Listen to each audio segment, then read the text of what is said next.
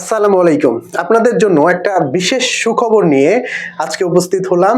আমরা পূর্ব পরিকল্পনা অনুযায়ী ঘোষণা করেছিলাম বিসিএস প্রিলিমিনারি এবং রিটেনের জন্য গণিতে সবচাইতে কার্যকরী প্রস্তুতি কোনটা হবে। আমরা বলেছিলাম যে এসএসসি জেনারেল ম্যাথ এবং হায়ার ম্যাথের বোর্ড বই সলিউশন এবং অষ্টম শ্রেণীর কিছু গুরুত্বপূর্ণ অধ্যায়গুলো আমরা যদি সলিউশন করি তাহলে প্রিলিমিনারি এবং রিটেনের জন্য আশা করা যায় যে বিসিএস এ প্রিলি বলেন বা রিটেন বলেন আটকানোর কথা নাই।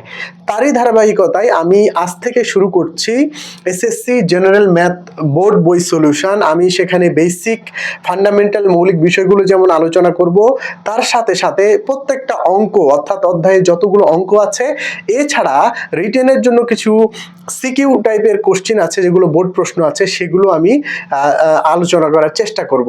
তো আজকে আমরা শুরু করব প্রথম অধ্যায় সংখ্যা পদ্ধতি। তার মানে আজ থেকে আমাদের এসএসসি জেনারেল ম্যাথের বোর্ড বই সলিউশন শুরু হলো এবং সেগুলো ইউটিউবের প্লে লিস্টে ধারাবাহিকভাবে সাজানো থাকবে এবং আমি চেষ্টা করব খুব দ্রুত যেভাবে এসএসসি বোর্ড সলিউশনটা দেওয়ার, আমাদের যে রুটিন আছে সেগুলো সেখানে আমি ম্যাথ ইনক্লুড করব এবং ক্লাসগুলো ধারাবাহিকভাবে থাকবে।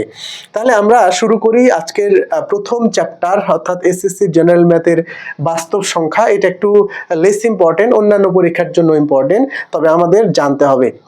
বাস্তব সংখ্যা, আমরা বাস্তব সংখ্যার কিছু ফান্ডামেন্টাল বিষয় জানবো, অর্থাৎ অধ্যায়ের সকল অঙ্ক করার আগে আমরা কিছু ফান্ডামেন্টাল বিষয় জানবো যেগুলো আমাদের এমসিকিউর জন্য ইম্পর্টেন্ট এবং অঙ্ক করতে গেলেও আমাদের সেগুলো ইম্পর্টেন্ট হবে।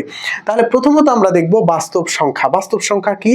যে সকল সংখ্যা রেখার উপর অবস্থান করে সেগুলোকে আমরা বাস্তব সংখ্যা বলি। তাহলে বাস্তব সংখ্যা, আমরা সংখ্যা রেখা যদি একটা অঙ্কন করি, তাহলে এটা একটা সংখ্যা রেখা আমরা যদি ধরি, তাহলে তার এই প্রান্তটা হবে মাইনাস ইনফিনিটিভ, এই প্রান্ত হবে প্লাস ইনফিনিটিভ। তার মানে যে সকল সংখ্যা এই সংখ্যা রেখার উপর অবস্থান করবে সে সকল সংখ্যাকে আমরা বাস্তব সংখ্যা বা রিয়েল নাম্বার বলবো। তার মানে মাইনাস ইনফিনিটিভ থেকে প্লাস ইনফিনিটিভ এর মধ্যে যা কিছুই বসুক না কেন সবগুলোই হবে কি বাস্তব সংখ্যা। আমি আরেকবার রিপিট করি, মাইনাস ইনফিনিটিভ থেকে প্লাস ইনফিনিটিভ, এখানে আমরা যদি জিরো ধরি, এগুলো মাইনাস যদি ধরি আর এগুলো যদি প্লাস ধরি, তার মানে এর মধ্যে অর্থাৎ মাইনাস ইনফিনিটিভ থেকে প্লাস ইনফিনিটিভের মধ্যে যাই কিছু বসুক না কেন সবগুলোকেই আমরা বলবো বাস্তব সংখ্যা। সেটা হতে পারে -2, হতে পারে +2, হতে পারে 0.50, যাই কিছু বসুক, মাইনাস ইনফিনিটিভ থেকে প্লাস ইনফিনিটিভ এর মধ্যে যাই কিছু বসবে সে সকল সংখ্যাগুলোকে আমরা বলবো বাস্তব সংখ্যা। তার মানে মাইনাস ইনফিনিটিভ থেকে প্লাস ইনফিনিটিভ এর মধ্যে যত সংখ্যায় আসুক না কেন, সেটা দশমিক সংখ্যা হইতে পারে, পূর্ণ সংখ্যা হইতে পারে, সকল সংখ্যাটাকেই আমরা বলবো বাস্তব সংখ্যা। এবং বাস্তব সংখ্যার এই সেটগুলো মনে রাখতে হবে। আমরা সেট ফাংশনে এই অংশগুলো কিন্তু আমাদের ইম্পর্টেন্ট হবে, এই আর দ্বারা প্রকাশ করা হয়। অর্থাৎ এই সেট ফাংশনে যখন শুধু আর দিবে, তার মানে বুঝে নিতে হবে সেখানে মাইনাস প্লাস দশমিক পূর্ণ সব সংখ্যাই ইনক্লুড থাকবে। তাহলে বাস্তব সংখ্যা হচ্ছে যে সকল সংখ্যা রেখার উপর অবস্থান করে সেগুলোকে আমরা বাস্তব সংখ্যা বলবো। অর্থাৎ মাইনাস ইনফিনিটিভ থেকে প্লাস ইনফিনিটিভ এর মধ্যবর্তী যত সংখ্যাই বসুক না কেন সবগুলোকে আমরা বাস্তব সংখ্যা বলবো। আর এটা মনে রাখবো যে বাস্তব সংখ্যার সেটকে আমরা রিয়েল নাম্বার বা আর দ্বারা প্রকাশ করি। বাস্তব সংখ্যা অনেক প্রকার, মানে যেহেতু সকল সংখ্যাই বাস্তব সংখ্যার মধ্যে ইনক্লুড হয়ে গেছে, তাই বাস্তব সংখ্যার শ্রেণী বিভাগ যদি আমরা দেখি অনেকগুলো শ্রেণী বিভাগ পাবো। এখন সেই শ্রেণী বিভাগগুলোই আমরা আস্তে আস্তে আমরা আলোচনা করব। বাস্তব সংখ্যার শ্রেণী বিভাগের মধ্যে প্রথম যে শ্রেণী বিভাগটা আমরা দেখব সেটা হচ্ছে ন্যাচারাল নাম্বার বা স্বাভাবিক সংখ্যার সেট। ন্যাচারাল নাম্বার বা স্বাভাবিক সংখ্যার সেটকে আমরা n দ্বারা প্রকাশ করব। ন্যাচারাল নাম্বার বা স্বাভাবিক সংখ্যার সেটকে আমরা n দ্বারা প্রকাশ করব এবং সকল ধনাত্মক অখণ্ড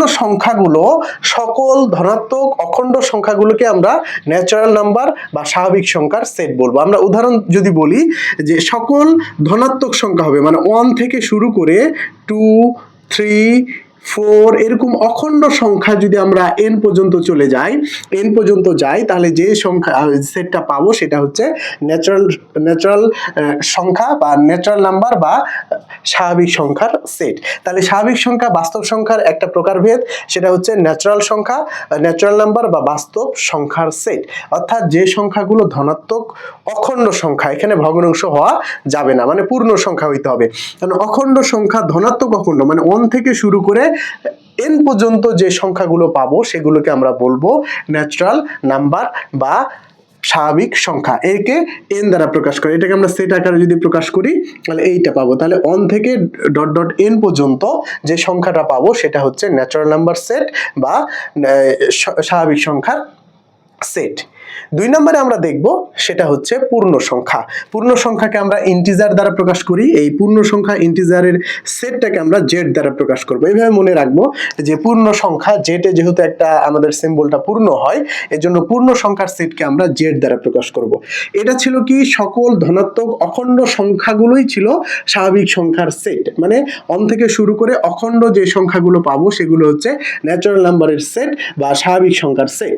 আর জেড হচ্ছে কি, এটা হচ্ছে পূর্ণ সংখ্যা। এখানে পূর্ণ সংখ্যা বলতে বোঝানো হচ্ছে যে অখণ্ড সংখ্যা কিন্তু সেটা ধনাত্মক হইতে পারে অথবা ঋণাত্মক হইতে পারবে।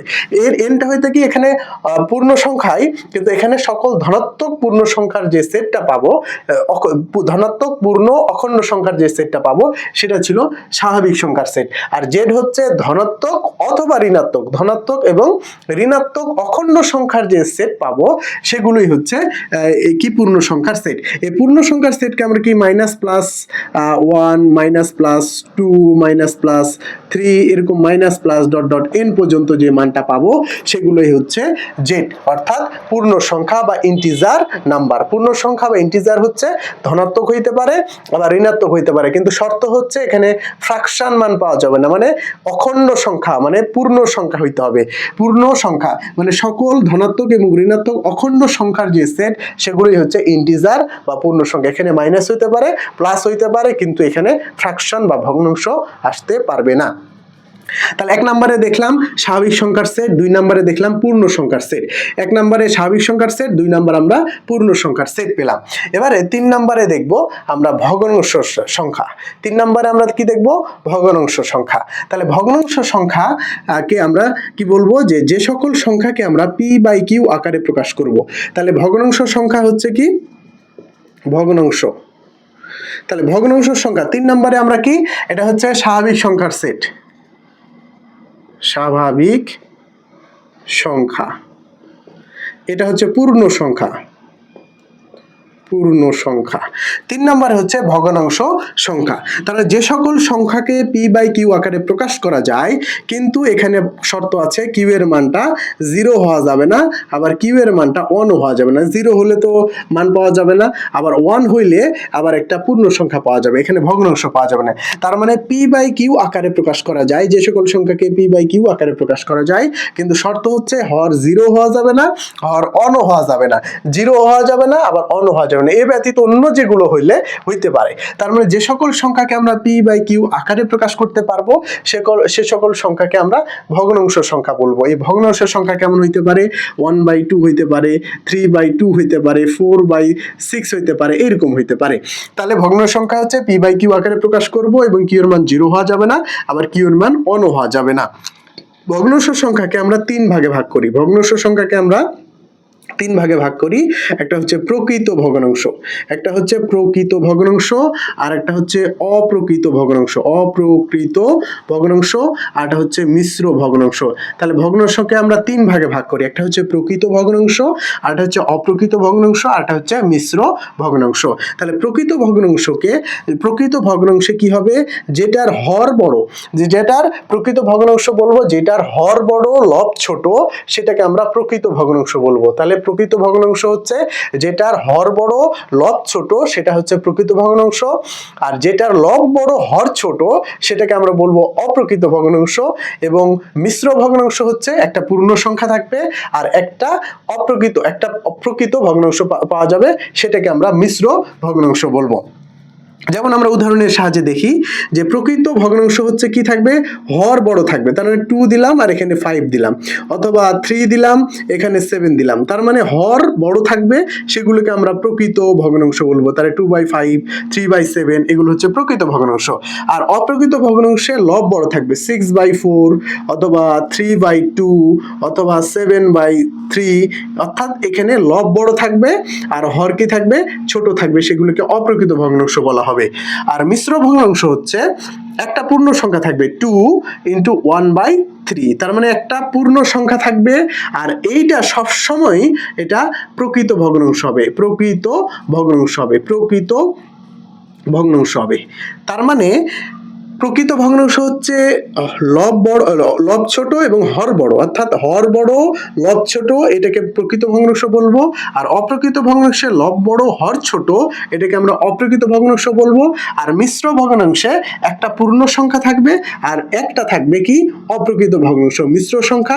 মিশ্র ভগ্নাংশ হচ্ছে একটা প্রকৃত আর একটা পূর্ণ সংখ্যা থাকবে আর একটা হচ্ছে প্রকৃত ভগ্নাংশ থাকবে, সেটাকে আমরা বলবো মিশ্র ভগ্নাংশ। তাহলে এই ভগ্নাংশ থেকে আরেকটা আমার গুরুত্বপূর্ণ বিষয় আসে যে সাধারণত মিশ্র ভগ্নাংশ থাকবে, সেগুলোকে আমরা সাধারণ ভগ্নাংশে রূপান্তর করব। যেমন আমরা 2 ইন্টু 1 বাই একটু যদি মিশাই 5 ইন্টু 2/3, 5 ইন্টু 2/3, এটা কিন্তু একটা মিশ্র ভগ্নাংশ।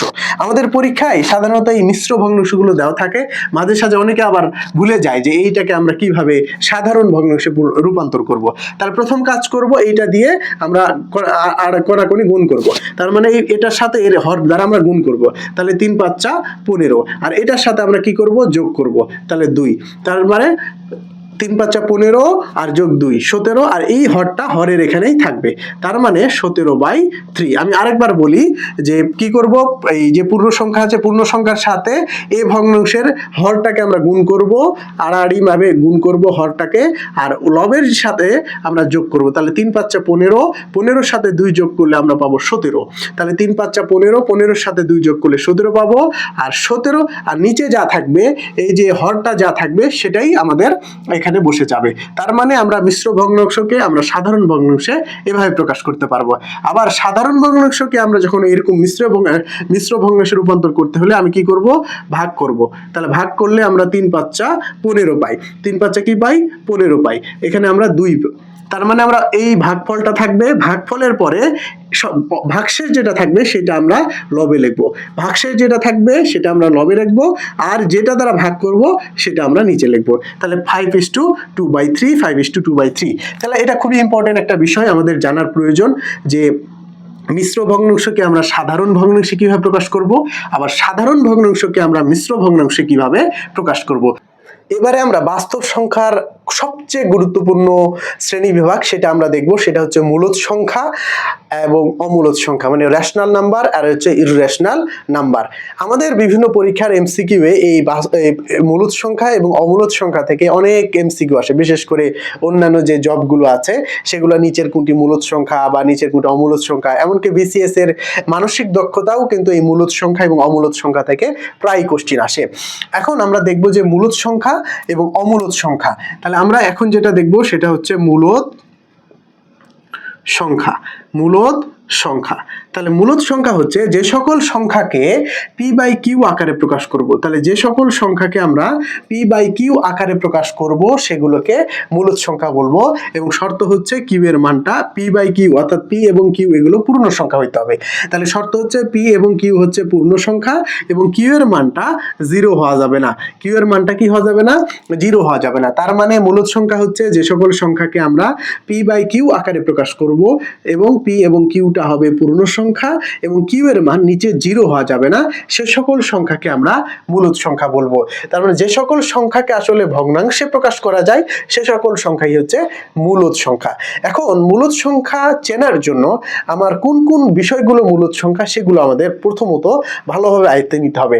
তাহলে আমরা যদি বলি যে মূলদ সংখ্যা কোনগুলো হইতে পারে, তাহলে 1 নাম্বার হইতে পারে মূলদ সংখ্যা সকল পূর্ণ সংখ্যা। তার মানে সকল পূর্ণ সংখ্যা, আমি একটু শর্টে লিখছি, তার মানে সকল পূর্ণ সংখ্যা হবে কি মূলদ সংখ্যা। তার মানে 1 2 3 -5 -6 এরকম যাই সংখ্যা আছে সকল পূর্ণ সংখ্যাই কিন্তু মূলদ সংখ্যা। তাহলে 1 নাম্বার হচ্ছে সকল পূর্ণ সংখ্যা মূলদ সংখ্যা। তাহলে সকল পূর্ণ সংখ্যা মূলদ সংখ্যা। 2 নম্বরে হচ্ছে সকল ভগ্নাংশ সংখ্যা, সকল ভগ্নাংশ সংখ্যা মূলদ সংখ্যা। সকল ভগ্নাংশ সংখ্যা 2/3 হইতে পারে, 3/2 হইতে পারে, 5/6 হইতে পারে, এগুলো হচ্ছে ভগ্নাংশ সংখ্যা। তার মানে সকল পূর্ণ সংখ্যা হচ্ছে মূলদ সংখ্যা, এটা আমরা একবার মনে রাখবো।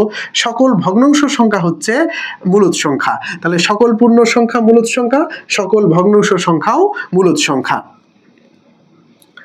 3 নম্বরে সকল স্বাভাবিক সংখ্যা, সকল স্বাভাবিক সংখ্যা। আমরা একটু আগে স্বাভাবিক সংখ্যার সেট পড়েছি, স্বাভাবিক সংখ্যার সেট হচ্ছে 1 2 n, তার মানে সকল স্বাভাবিক সংখ্যার সেটটাকে আমরা বলবো, সকল স্বাভাবিক সংখ্যার সেটগুলো হচ্ছে মূলদ সংখ্যা। 4 নাম্বার হচ্ছে দশমিকের ক্ষেত্রে। দশমিকের ক্ষেত্রে আমরা একটু সবচাইতে বেশি ঝামেলায় পড়ি, কারণ দশমিক সংখ্যাগুলো মূলদ সংখ্যা হয় আবার অমূলদ সংখ্যা হয়। তাই আমাদের স্পষ্ট ধারণা পেতে হবে যে কোনগুলো দশমিক সংখ্যার পরে কোনগুলো মূলদ সংখ্যা এবং কোনগুলো অমূলদ সংখ্যা। তার মানে সসীম দশমিক সংখ্যা, সসীম দশমিক সংখ্যা, সসীম দশমিক সংখ্যা। তার মানে সসীম দশমিক সংখ্যা অর্থাৎ দশমিক পরে যদি 2.305 অথবা 2.02 অথবা 3.356 এরকম একটা সসীম হয়, মানে অসীম পর্যন্ত দশমিকের পরের সংখ্যা যদি চলতেই না থাকে, তার মানে একটা নির্দিষ্টর পর ফিক্সড হয়ে যায়, তখন সে সংখ্যাগুলোকে বলবো কি মূলদ সংখ্যা। তার মানে দশমিকের পরে যদি সংখ্যাগুলো ফিক্সড থাকে, সংখ্যাগুলো একটা নির্দিষ্ট থাকে, নির্ধারিত থাকে, তবে সে সকল সংখ্যাকে আমরা বলবো মূলদ সংখ্যা। আর পৌনঃপুনিক সংখ্যা, পৌনঃপুনিক সংখ্যা, তার মানে পৌনঃপুনিক সংখ্যাটা কি হবে মূলদ সংখ্যা। পৌনঃপুনিক মানে হচ্ছে এটা চলতেই থাকে, মানে অসীম পর্যন্ত চলতে থাকে, কিন্তু একটা নির্দিষ্ট ফ্রিকোয়েন্সিতে একই রকম বারবার চলতে থাকে। তার মানে অসীম দশমিক সংখ্যা হবে 2.3333, এরকম আমরা না লিখে 2.3 লিখতে পারি, 3 এর উপর পৌনঃপুনিক দিই, মানে এটা অসীম পর্যন্ত চলছে, তবুও যেহেতু একই হারে চলছে, অথবা 2.305 305 305 এরকম একইভাবে চলতে থাকে, তবে সেটা অসীম দশমিক হওয়া সত্ত্বেও সেটাকে আমরা বলবো মূলদ সংখ্যা। তখন এটাকে আমরা লিখবো 2.305, এই 3 এর উপর পৌনঃপুনিক আর 5 এর উপর পৌনঃপুনিক। তার মানে দশমিক সংখ্যা সসীমগুলো তো অবশ্যই কি হবে মূলদ সংখ্যা, আবার অসীমগুলোর মধ্যে মূলদ সংখ্যা হবে আবার অমূলদ সংখ্যা হবে। কোনগুলো মূলদ সংখ্যা হবে? যেগুলো অসীম পর্যন্ত চলতে থাকে কিন্তু একই রকম রিপিটেশন থাকে।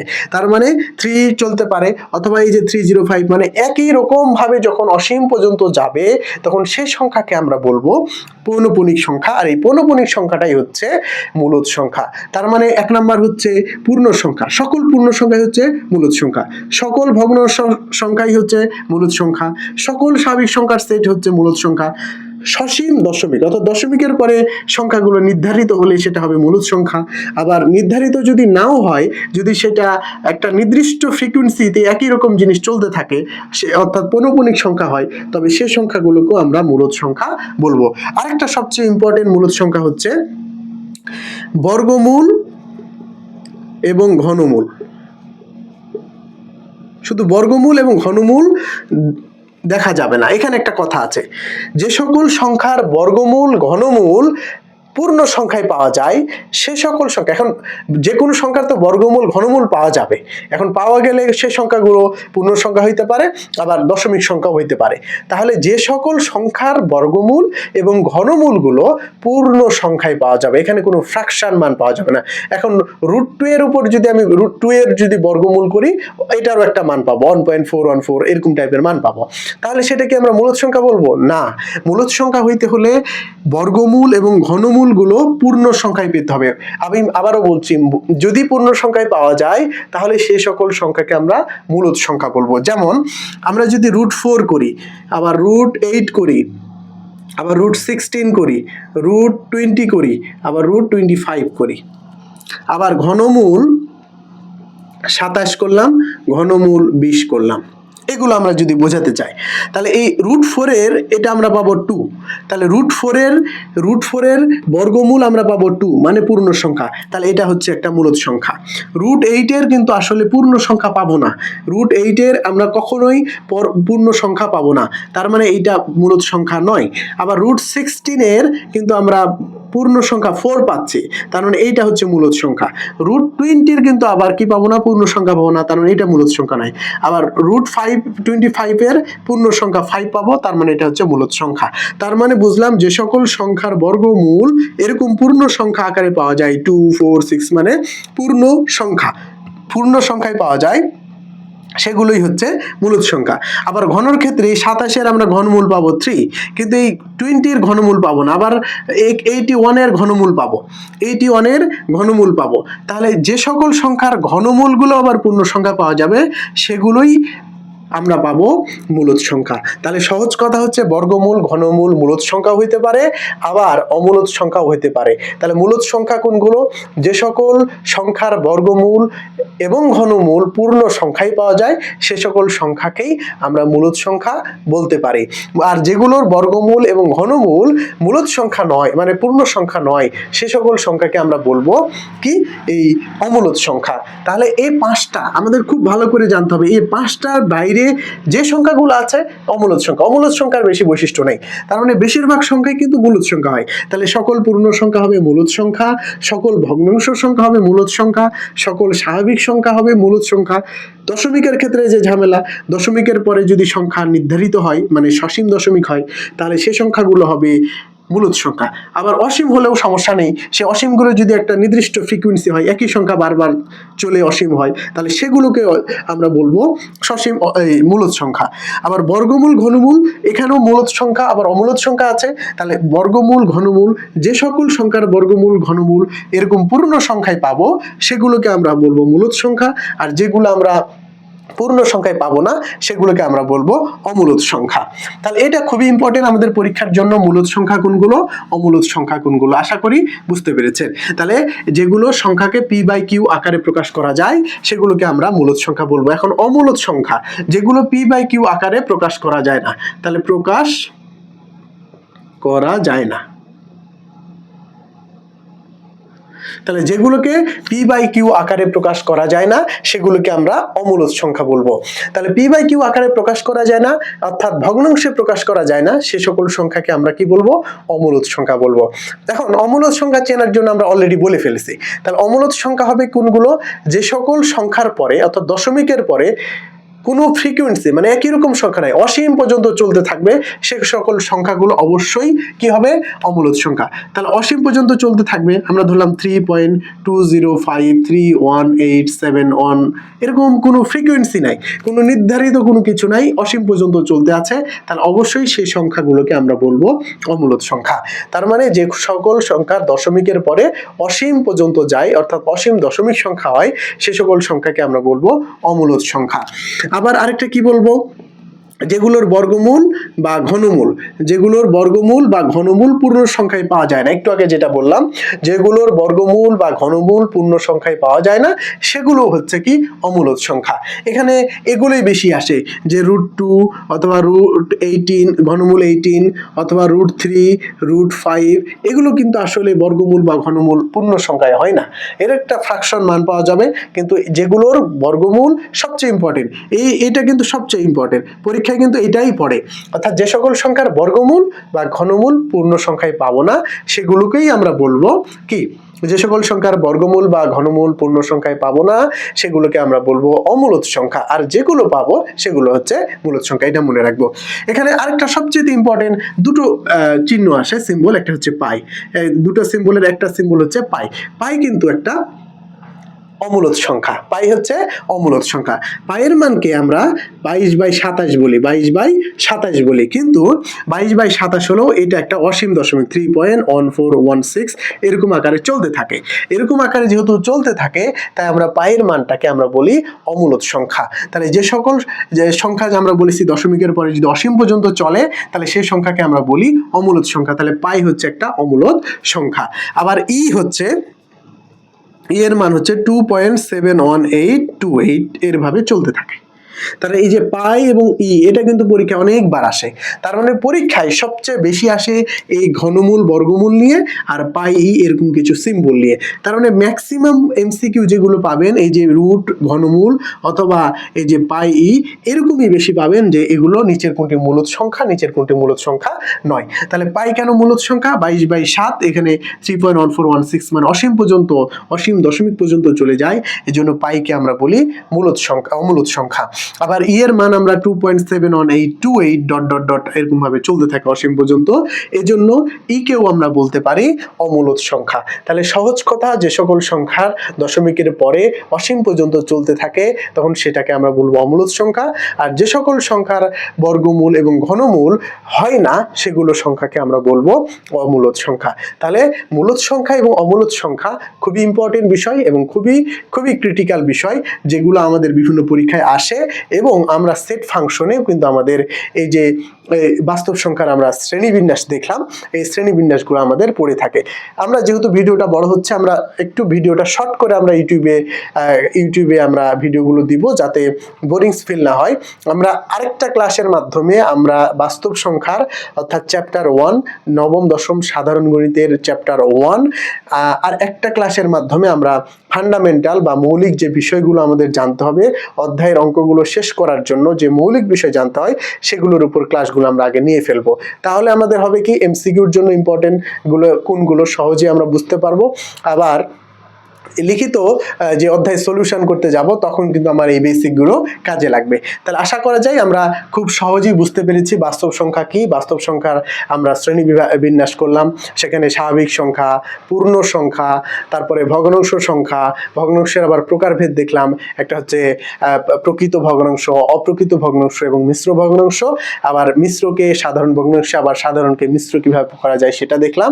আর সবচেয়ে গুরুত্বপূর্ণ যেগুলো নবম দশম শ্রেণীর শিক্ষার্থীদের জন্য এমসিকিউর জন্য সবচেয়ে গুরুত্বপূর্ণ হচ্ছে মূলদ সংখ্যা এবং অমূলদ সংখ্যা। এমসিকিউ এ পড়ে যে নিচের কোনটি মূলদ সংখ্যা, নিচের কোনটি অমূলদ সংখ্যা। আশা করি স্পষ্ট ধারণা পেয়েছেন যে কোনটা মূলদ সংখ্যা এবং কোনটা অমূলদ সংখ্যা। তাহলে আজকে এই পর্যন্ত, সবাই ভালো থাকবেন, সুস্থ থাকবেন। আসসালামু আলাইকুম।